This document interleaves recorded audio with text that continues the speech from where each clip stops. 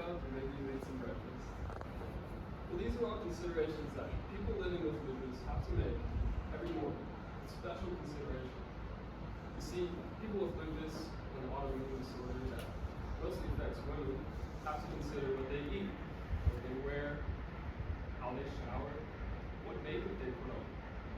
Well, all of these things can cause painful inflammation of the body, and they want to treat it. Well, how much do you think those treatments cost?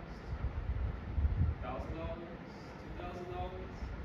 Some estimates say that people with lupus are spending $10,000 to $60,000 per year on lupus treatments alone.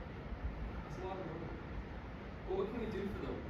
Well, a lot of the treatments out on the market right now for lupus just treat the inflammation.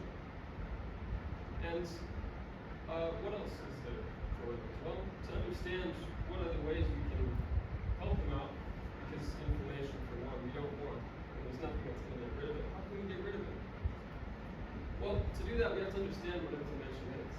So inflammation, in the case of autoimmune disorders, is a condition where the body attacks itself. The body attacks itself because the immune system is supposed to protect it from toxins, viruses, but in the case of autoimmune disorders, it attacks the own tissues of the body. So in the case of lupus, antibodies, which are supposed to target these products for destruction, target DNA, and there's a protein that's supposed to degrade them. That's our Pac-Man. He's supposed to degrade them.